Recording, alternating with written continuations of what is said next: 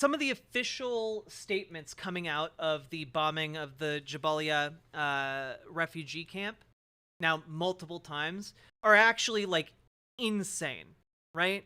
No, yeah, exactly, Amgad. There's a certain type of incurious person that's just like, ah, yes, the only thing in Egypt are camels and pyramids and the Sphinx, and that's it. You know, like it's oh god. But no, there are people here claiming that everyone who died in the bombing of the Jabalia refugee camp were members of Hamas. The Israeli army last night struck the Jabalia refugee camp, claiming to kill a senior Hamas commander involved in the attacks on Israel. But the strike also killed dozens of civilians. Does Israel make a calculation as to how many innocents it's prepared to kill to take out one Hamas commander? First of all, I'm not certain that so many innocent civilians were killed yesterday. It was headquarters of Hamas, and everyone present there was part of Hamas and the fighting group of Hamas. They were killed, but they were not innocent civilians. I told you exactly. I told you exactly what the official line from Israel would be, and it's that every single bomb they drop only kills members of Hamas. They have magical microchips inside that only kill members of Hamas. You know those babies, members of Hamas, baby. Like that's their official line. It's just anyone who dies, any child who dies, any adult, any elderly person, any like sick person in a hospital, they were all members of Hamas. To start with. However, obviously, of course, we are fully aware of the fact that considering the concentration of many civilians near the headquarters of Hamas in the urban center of Gaza, there is a likelihood that sometimes the innocent civilians will be involved against our best wishes. We don't want them to be there, and that's why we demanded that they will be moved out of Gaza altogether into the southern part of Gaza so that they will not be affected by the need to reach out. Yeah, you demanded that they move to the southern part of Gaza that you also bombed. For the commanders of Hamas. Does that mean that... I just absolutely monstrous stuff. Like honestly, the fact that there is not meaningful pushback, that platforms are just being given to these propaganda mouthpieces who go on the show and they say like, oh yeah, just everyone was Hamas. Everyone was Hamas. The fact that they're giving airtime to these people is like if they start saying that, like, just end the call. Just kick them off the call, because they are just spouting bullshit and they will continue to say bullshit. That kid that was bombed was actually just 3 Hamas in a trench coat. Yeah.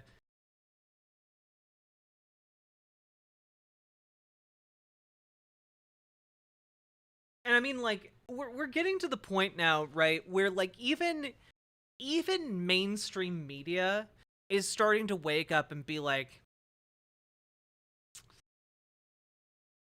Are you guys actually hitting Hamas targets though? Are you guys actually hitting Hamas targets? Cause you guys keep saying that you're not gonna bomb certain spots, and then you bomb it. Like, the fact that I'm actually kind of shocked, right? I'm kind of shocked that BBC ran this story yesterday. Strikes on South Gaza. BBC verifies attacks in areas of safety. Like, I'm actually kind of shocked they ran a story confirming that the IDF is bombing places that they communicated were safe. I think increasingly media organizations are being kind of led against their will, by the way. They're happy to go along with this this line, this narrative, but the facts are just kind of increasingly piling up from their reporters on the ground, and those facts are very inconvenient. You know? I have a question. If things kept on escalating, is there a potential for a nuclear war as they show on YouTube? No. In my opinion, no. There are still a number of things that would have to happen to escalate this into a nuclear conflict. Now, Israel does have tactical nuclear weapons, and members of their parliament, or the Knesset, have said that they wanted to use those tactical nuclear devices on Gaza. And for the record, tactical nuclear devices are like smaller scale. They're still very destructive, but they're not like on the level of like a nuclear bomb per se. Like they can wipe out like a city block, but not like an entire city, if that makes sense. Which is not like, you know, cold comfort, I guess. But they have B61s. Okay, so they do have thermonuclear warheads. The main thing is, I haven't heard anyone asking for those to be broken out, right? But understand, I believe Israel understands this, as genocidal as they are, that using a nuclear weapon would be catastrophic. Like, the entire world would turn against them. Right now, they enjoy a certain level of support from European countries and from, obviously, the United States. Using a nuclear weapon instantly evaporates all of that, right? Yeah, no, like it would basically unite the world against Israel. Yeah, like just every country in the Middle East would need to respond in some way. Every country in Europe and America obviously would also have to respond in some way.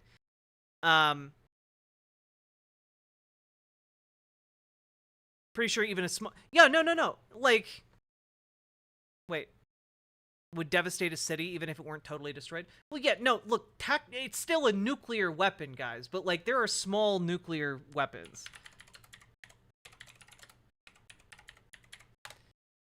Right?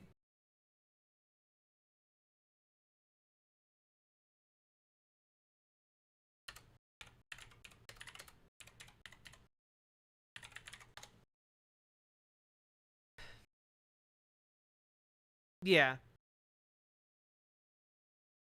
Like, I don't know, we've made like small tactical nuclear weapons with like the equivalent of like 72 tons of TNT.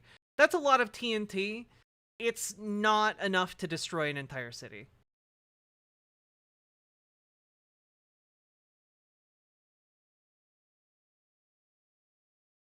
What about a dirty bomb? Well, okay, if we're opening up the scenario to like dirty bombs being used, that you know, like terror, like small extremist groups can get their hands on like the material, theoretically could get their hands on the material to make like a dirty bomb, right? That's a lot easier to do. Easier. But again, using something like that on Israel would just like basically guarantee like massive genocidal action in retaliation. No, dirty bomb is not something Israel would do. It is something like perhaps a group like Hezbollah would do, right?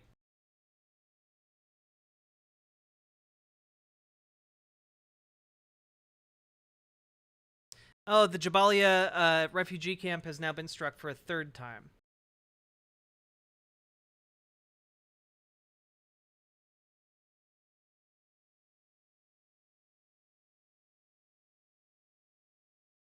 Oh, hey, apparently we've made tactical nuclear weapons with yields of like 10 tons of TNT.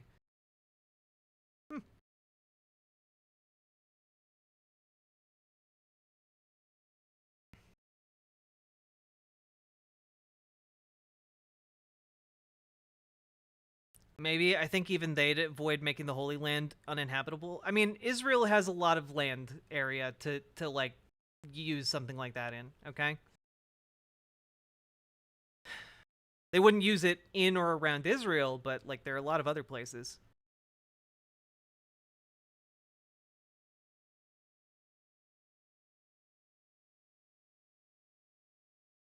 What is a a dirty bomb is just a crude, basically like an improvised nuclear bomb that doesn't really have that much explosive power, but irradiates a large swath of the surrounding area.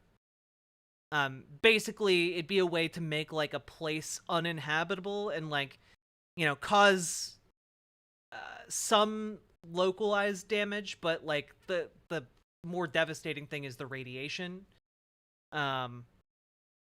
So, yeah. Oh no, Iran is not an ally of Israel for sure. In fact, Iran is the most likely to be dragged into the conflict, in my opinion.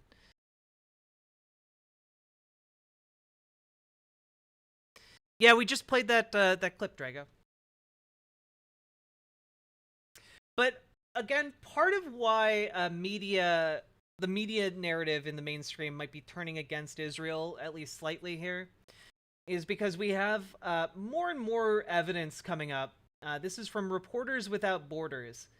RSF video investigation into the death of Reuters reporter Issam Abdallah in Lebanon. The journalist's vehicle was explicitly targeted. So, just to be clear, Reporters Without Borders is a French organization that has been active for about 40 years. And, yeah, Reporters Without Borders. We have the video here. Samedi 14 octobre 2023, le reporter Issam Abdallah était inhumé dans la ville de Khiem au Liban, ville où il est né et où il a grandi. Il a été What is with people not doing stereo audio? Why? tué la veille alors qu'il était en reportage pour l'agence de presse Reuters. Selon plusieurs témoins, le journaliste aurait été touché par un missile israélien lors de bombardements transfrontaliers. L'armée israélienne a déclaré être désolée pour sa mort et qu'elle était en train de faire des vérifications. RSF a enquêté.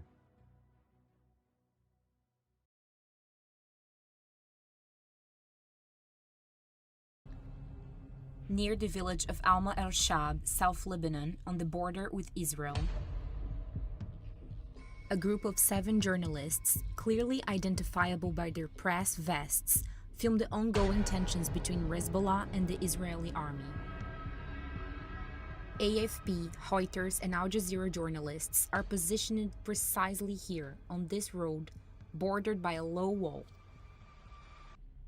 About 1 hour and 3 minutes before the strike, Al Jazeera correspondent Carmen Joukadar and Al Jazeera photojournalist Eli Brakeha filmed an Israeli helicopter flying over the border area where the journalists were stationed. يمكن أن نرصد طائرة مروحية تحلق في هذه الأثناء قبالة أو هذا الدخان المتصاعد. We headed to Al Mashab after receiving many notifications. We saw actually a helicopter and we filmed it also. An hour later, a journalist from the Lebanese television station LBCI, a few meters away, reports in a video that he can see an Apache helicopter in the sky not far from them. At around 6:02 p.m., Reuters news agency broadcasts these images live.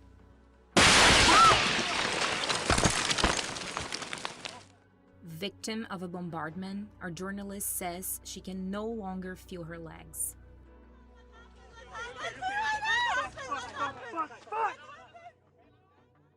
We were together all the time, respecting all the measures, wearing our body armors and helmets.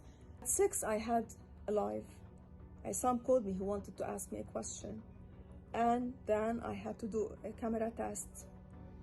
And these few seconds changed our lives, all of us. The sound of the same bombardment is picked up by live coverage by journalists from the Lebanese television channel LBCI. They are a few dozen meters further away than the first group.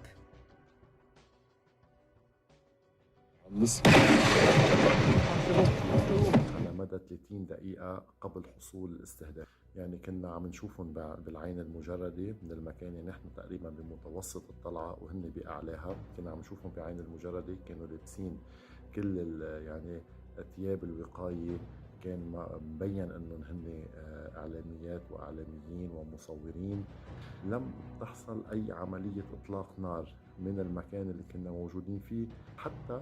Yeah, we have like live eyewitness able to accurately identify them as press. النقطة كانت آمنة لأن لم تحصل عملية استهداف لهيدي النقطة، لم تسقط فيها أي رصاصة طائشة أو قذيفة طائشة.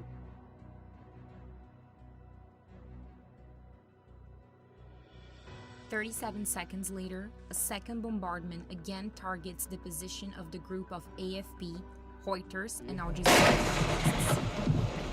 journalists. في الثاني ومنشوف النار عم تتصاعد من السيارة. حاولنا. And again, they're bombing these journalists who are outside of Israel. يعني تذكرنا المنطقة. This would be like the United States bombing journalists specifically who are reporting in Mexico. تتعرض للقصف بشكل عشوائي او عم تنقصف لسبب ما. قبل هيدا الشيء كان في مروحية عم بتحلق بالجو وكانوا الزميلات والزملاء. These images, filmed shortly afterwards, show the scene. The body of Issam Abdallah. The Reuters journalist is killed instantly. À partir de cette reconstitution, voici ce que nous pouvons donc affirmer à ce stade de l'enquête. Deux frappes d'intensité différentes ont touché l'endroit où se trouvait un groupe de 7 journalistes. La première a tué Issam Abdallah. La seconde a enflammé le véhicule d'Al Jazeera qui se trouvait à côté de lui, blessant ses collègues. Le groupe a été ciblé. Deux frappes au même endroit en un espace de temps aussi réduit l'indiquent clairement. La zone de départ des deux tirs est similaire. Okay, yeah, like I did not know that there were multiple shots at their location. Like at this point, that just seems like essentially a double tap. You know, like we shot two bombs, we shot 2 missiles, because we want to be sure that we got them. You know.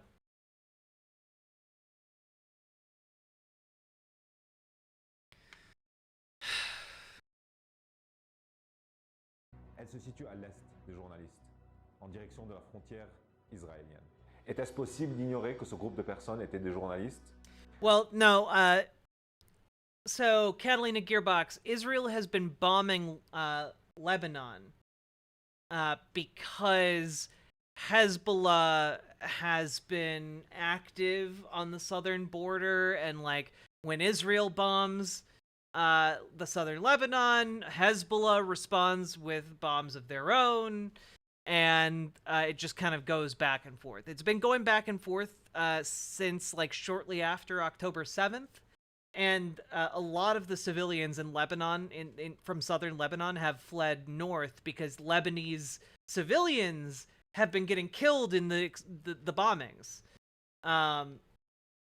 So it's not that they it's not, well, in this case it seems like they explicitly targeted these journalists, but they were also already bombing Lebanon on top of that.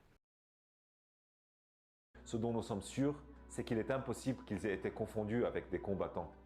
Ils étaient à découvert depuis plus d'1 heure, en hauteur sur une colline, donc clairement visible. Et autre fait troublant, 5 jours auparavant, les journalistes d'Al Jazeera avaient subi une attaque similaire. This wasn't the first attack by the Israelis to us. On the October 9th, me and Eli Brachia, the cameraman, and another colleague, and we were filming everything happening in Dhaira, just a village behind us. And all of a sudden, an Apache as well made. And also, again, if these strikes are coming from an Apache helicopter, they're missiles, right? and they're being shot with intent. Like, the helicopter pilots can see what they're shooting at, generally speaking. And if you're looking at a group of journalists, you know what you're looking at. They're specifically coded, color-coded, and, like, they have cameras and news vans. Well, yeah, no, Apaches carry unguided rockets, but, like, they're close enough to see what they're shooting at. Airstrike behind us. Ils ont été survolés par un hélicoptère de surveillance avant qu'un missile tombe à côté de leur voiture de presse, du même modèle, de la même couleur que celle qui a été touchée lors du bombardement du 13 octobre qui a tué Aissam Abdallah. D'autres enquêtes suivront. And we will keep pointing the fingers on who killed us and tried to kill us. What a bunch of badasses.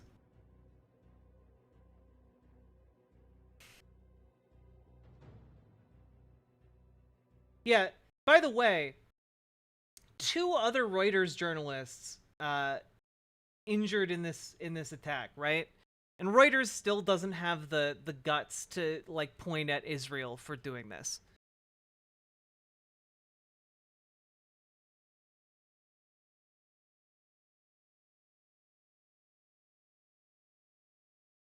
Yeah, somehow, yeah, it was Hamas. They somehow got a hold of an Apache helicopter. Yeah.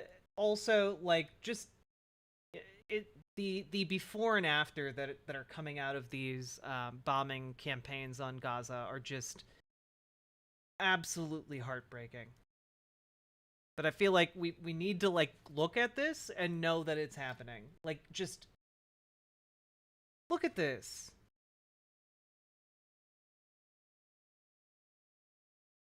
Just rubble, dude. Just gone.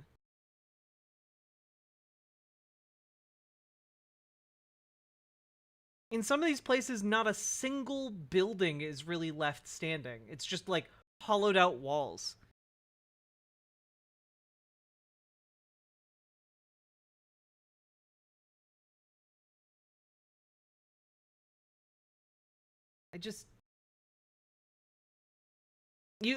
Oh, well, you know what? This was all Hamas. It was all Hamas. It was all Hamas. You know? Just all it was all Hamas. All the people living here, Hamas.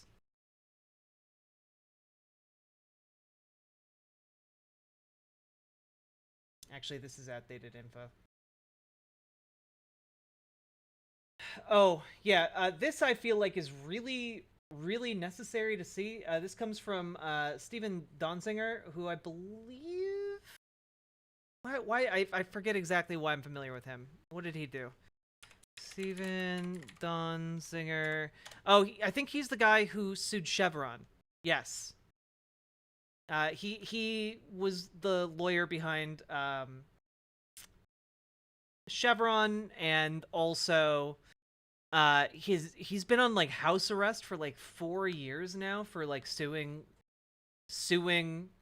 Chevron. It's an insane story. But this was in the New York Times yesterday. And this is just a paragraph, again, hidden in the story. It became evident to U.S. officials that Israeli leaders believed mass civilian casualties were an acceptable price in the military campaign. In private conversations with American counterparts, Israeli officials referred to how the United States and other allied powers resorted to devastating bombings in Germany and Japan during World War II, including the dropping of the 2 atomic warheads on Hiroshima and Nagasaki to try and defeat those countries.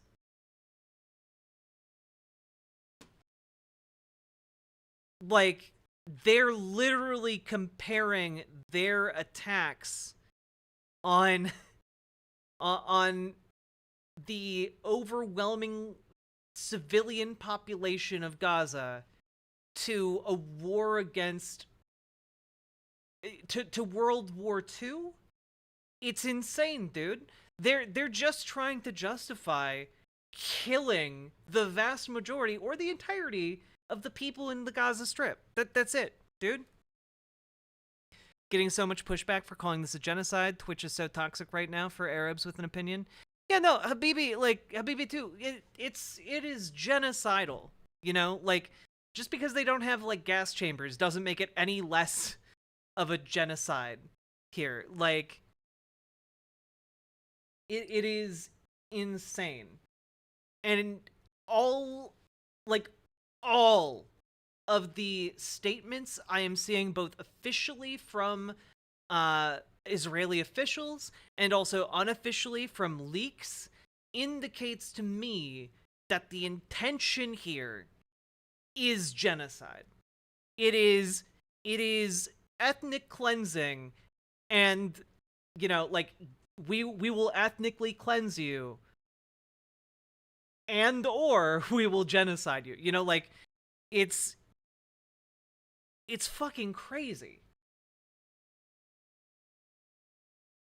I don't know how anyone looks at this and is just like, yeah, no, this is normal, this is good, this is fine. This isn't ethnic cleansing.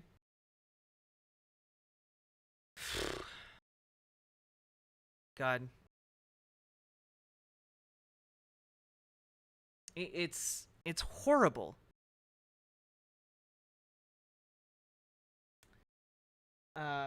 This is from a couple days ago, but worth watching in my opinion. So we're gonna watch it anyway, even though it came out 2 days ago.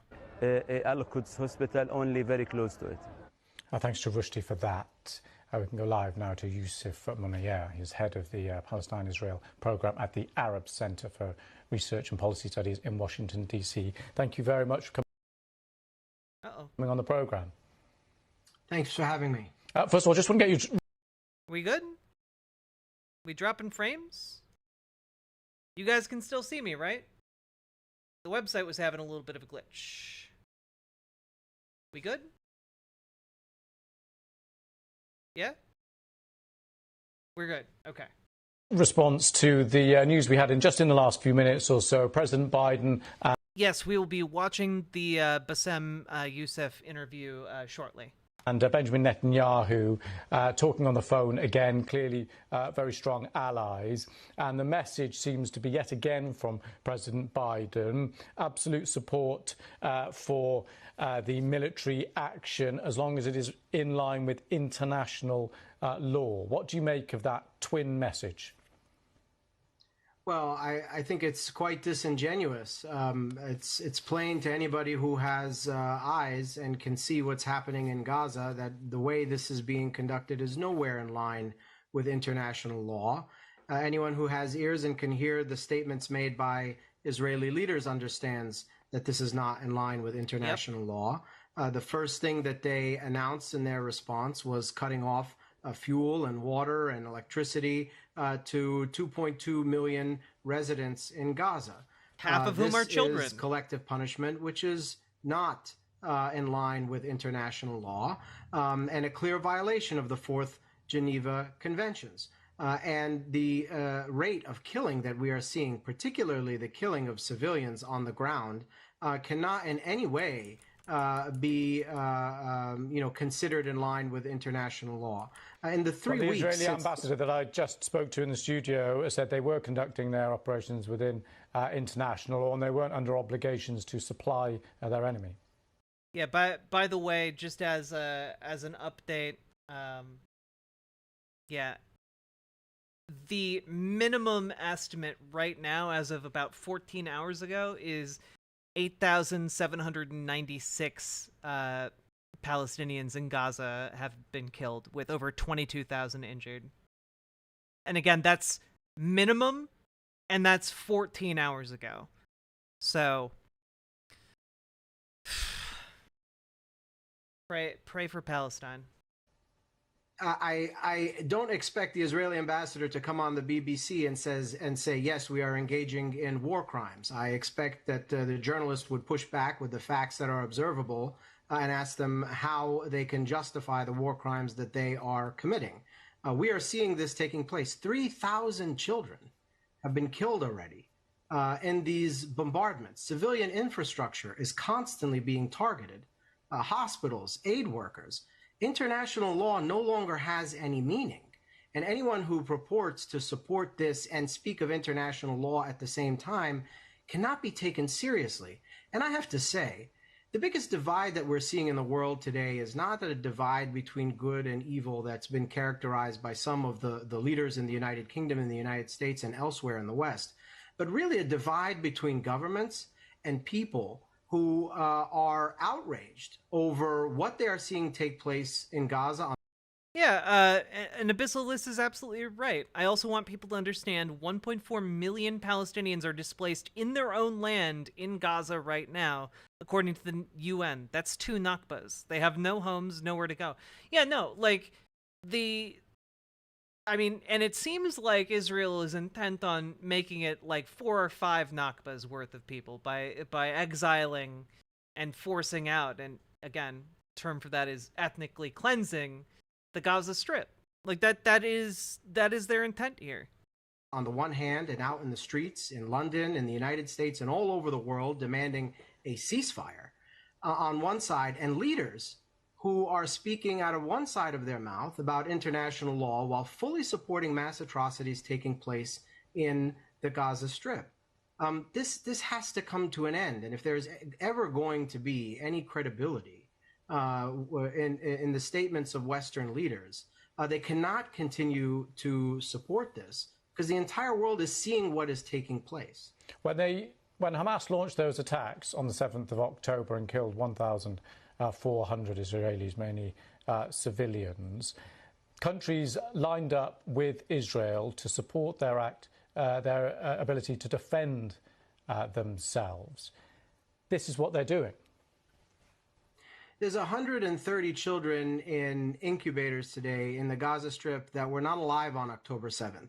They're going to die because of the policies that were announced by the Israeli government. This is a war crime and it is unjustifiable.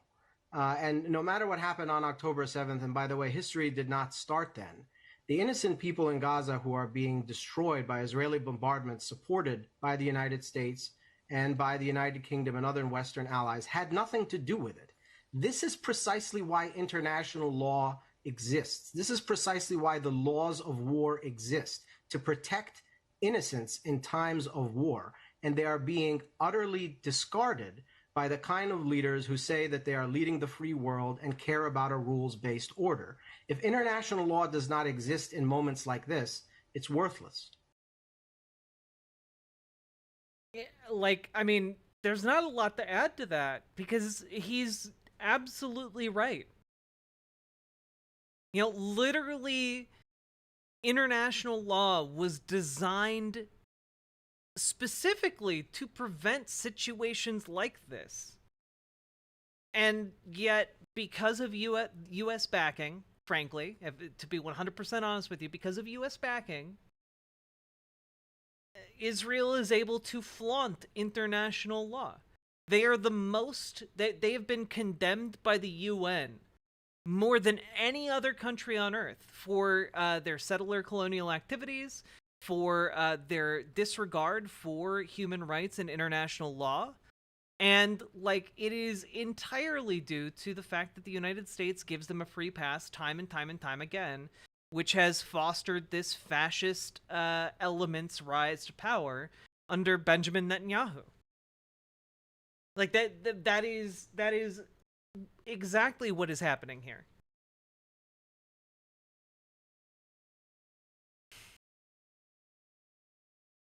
And I mean, like, it's getting to the point, guys, where, like, even I can't believe this, right?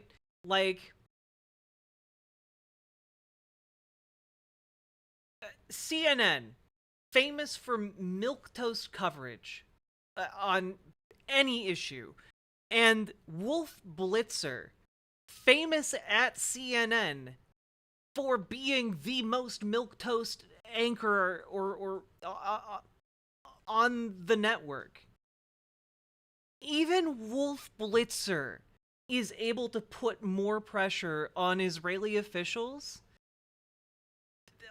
regarding war crimes, dude. And that's saying something, because Wolf Blitzer is the vanilla ice cream of humans. Not vanilla pudding of humans. Fat-free vanilla pudding, okay? Here we go. Yes, I can. We were focused again on a target, a senior commander, Wolf, and we'll be updating you with more data as the hour moves ahead. But even if that Hamas commander was there amidst all those Palestinian refugees who are in that Jabalia refugee camp, Israel still went ahead and dropped a bomb there, attempting to kill this Hamas commander, knowing that a lot of innocent civilians, men, women, and children, presumably would be killed. Is that what I'm hearing? Like, I mean, yeah, that's what you're hearing, Wolf. Which is more pushback than this IDF rep was ever expecting. That's not what you're hearing, Wolf. We're focused on this commander, again, who you'll get more data who this man was. Killed many, many Israelis. We're doing everything we can. It's a very complicated... Yes, you see, if there's a serial killer that lives in your apartment building, the police should just bomb the apartment building. You see, he's killed many, many, many people, so the police would be justified in just blowing up the entire residential complex. Insane. Battle space, there could be infrastructure there could be tunnels there. We're still looking into it, and we'll give you more data as the hour moves ahead. But you know that there are a lot of refugees, a lot of innocent civilians, men, women, and children in that refugee camp as well, right? Like Wolf Blitzer actually pushing back more than I've ever seen Wolf Blitzer push back, and like fundamentally, like, yeah, they know there are children there, Wolf. They just do not give a fuck.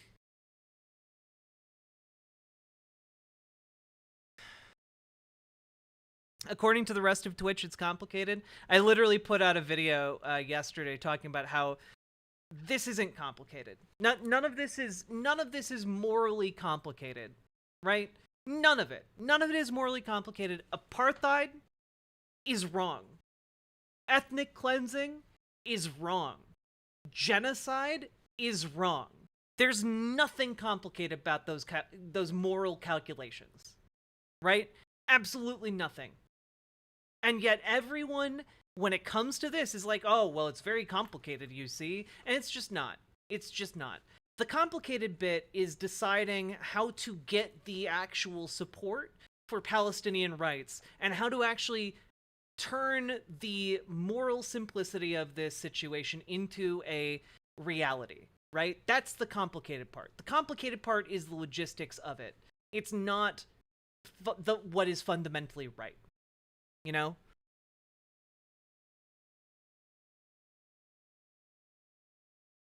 This is madness. I'm losing it. What's the end game? What's it going to take for this to stop? This is utter despair. Honestly, what's going to take what it is going to take, frankly, and this is the current course of events right now is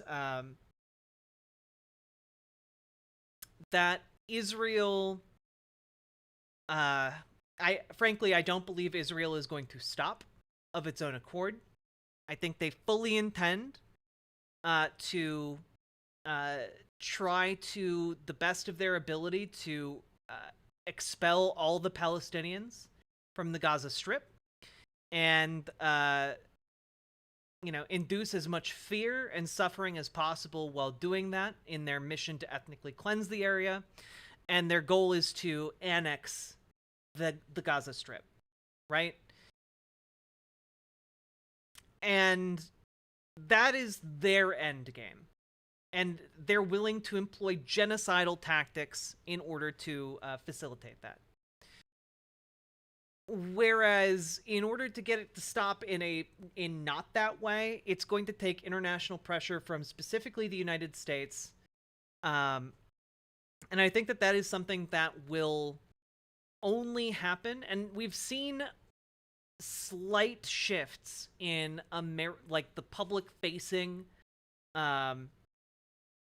communications of the American State Department And while none of those are enough to actually stop what is happening right now, it is indicating some pretty sizable changes behind the scenes. Because I'm pretty sure from the press conference we watched earlier that essentially they've been trying to rein in the war crimes the Israeli military is doing. However, Netanyahu's regime is so unaccountable and so, frankly, hell-bent on this course of action that they are not going to stop. And I think the Biden administration is kind of starting to realize that. And my hope is that there will be more substantial pivots regarding that and more pressure put on the Israeli government. I don't know if that's actually going to happen, but that's my hope. My hope is that pressure will be put on the Israeli government to stop and to de-escalate the situation, and to perhaps even come to a negotiating table. But that's a very slight hope, frankly. The negotiating table part, at least. I don't think it ends here. It ends there. Well, we're going to be talking about settler violence, Abyssalless, and I agree with you that that's not where it ends. Like, there is a state-sanctioned ethnic cleansing happening in the West Bank as well. It's just not on the scale of what's happening in the Gaza Strip. The timelines are very different. So right now, just talking about what is to compare the two, I would say that there is an active land grab happening in the West Bank, as opposed to what is happening in the Gaza Strip, which appears to be like a full-blown plan to annex the entire Gaza Strip. And also, like, I mean, obviously, if more and more heinous stuff just keeps coming out of Gaza, which unfortunately I think is very likely, international pressure is going to grow in more tangible terms.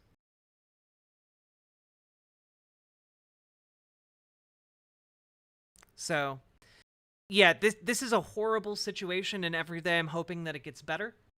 But so far, it has not gotten meaningfully better.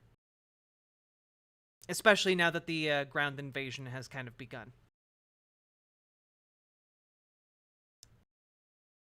I think I saw something implying Israel's already looking into exploiting the oil offshore of Gaza. I mean, like, honestly, Israel already could do that. Like, they already curtailed the fishing rights of Palestinians in Gaza so much that, like, you couldn't get far enough offshore, really, to exploit oil, as far as I know.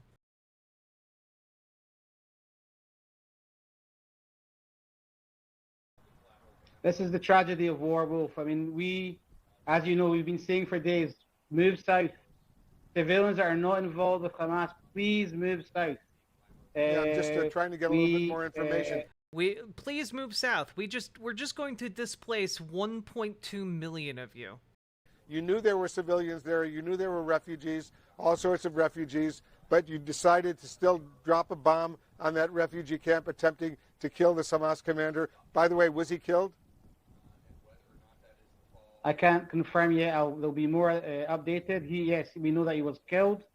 About the civilians there, we're doing everything we can to minimize. I'll say it again. Sadly, they are hiding themselves within civilian population. And again, we are doing this stage by stage. You know, a robber took over a bank by gunpoint and took 12 hostages. So the only thing we could do was bomb the bank. Like this is the. I keep saying it over and over again. This is insanity. It's just pure insanity. This thinking would not fly with literally anything else, and yet somehow there are so many people willing to absolutely, like, buy this hook, line, and sinker. You know. It is absolutely disgusting. Exactly, Bart. And we're going to go after every one of these terrorists who was involved in that heinous attack on the 7th of October, Wolf. again, what they're saying just time and time again is just anyone we kill is Hamas. Lieutenant Colonel, I'm having trouble hearing you, but let me move on. I assume you can still hear me. Man, at the end of the day, Wolf Blitzer's got a Wolf Blitzer, am I right?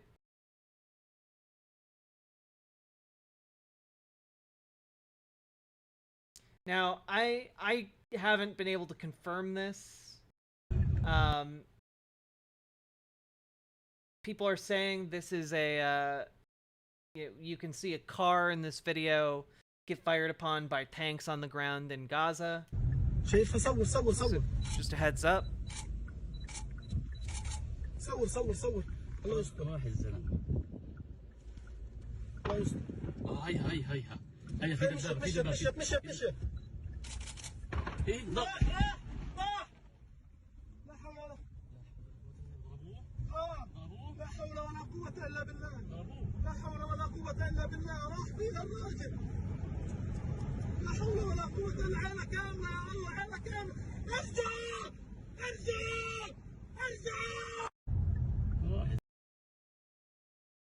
Just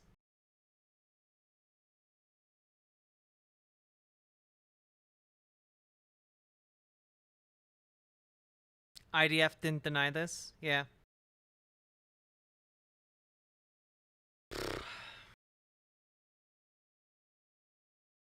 It's just,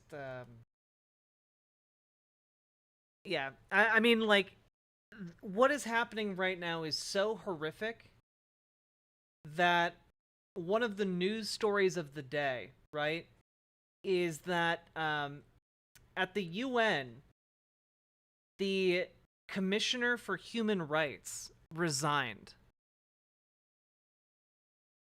Yeah, the car was turning around to avoid the tank. Yeah. But the failure of the world at large has been so complete that the Commissioner for Human Rights resigned from the UN. So I'm just going to read out this letter to you guys.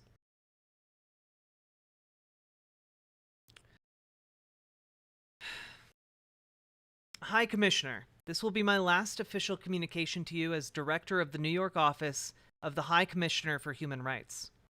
I write at a moment of great anguish for the world, including for many of our colleagues. Because again, people who work for the United Nations have been getting targeted and killed by Israel. You know, we're talking like UN schools, UN health centers. It's horrific.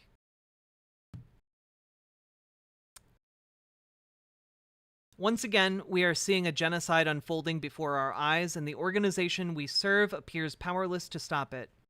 As someone who has investigated human rights in Palestine since the 1980s, lived in Gaza as a UN human rights advisor in the 1990s, and carried out several human rights missions to the country before and since, this is deeply personal to me. I also worked in these halls through the genocides against the Tutsis, Bosnian Muslims, the Yazidi, and the Rohingya. In each case, when the dust settled on the horrors that had been perpetrated against defenseless civilian populations, it became painfully clear that we had failed in our duty to meet the imperatives of prevention of mass atrocities, of protection of the vulnerable, and of accountability for perpetrators. And so it has been with successive waves of murder and persecution against the Palestinians throughout the entire life of the UN. High Commissioner, we are failing again. As a human rights lawyer with more than 3 decades of experience in the field, I know well that the concept of genocide has often been subject to political abuse.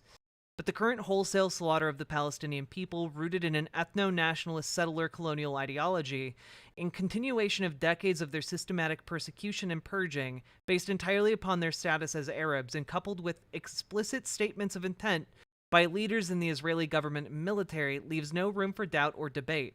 In Gaza, civilian homes, schools, churches, mosques, and medical institutions are wantonly attacked as thousands of civilians are massacred. In the West Bank, including occupied Jerusalem, homes are seized and reassigned based entirely on race, and violent settler pogroms are accompanied by Israeli military units. Across the land, apartheid rules. This is a textbook case of genocide. The European ethno-nationalist settler colonial project in Palestine has entered its final phase toward the expedited destruction of the last remnants of indigenous Palestinian life in Palestine. What's more, the governments of the United States, the United Kingdom, and much of Europe are wholly complicit in this horrific assault. Not only are these governments refusing to meet their treaty obligations to ensure respect for the Geneva Conventions, but they are in fact actively arming the assault, providing economic and intelligence support, and giving political and diplomatic cover for Israel's atrocities. Volker Turk, High Commissioner for Human Rights.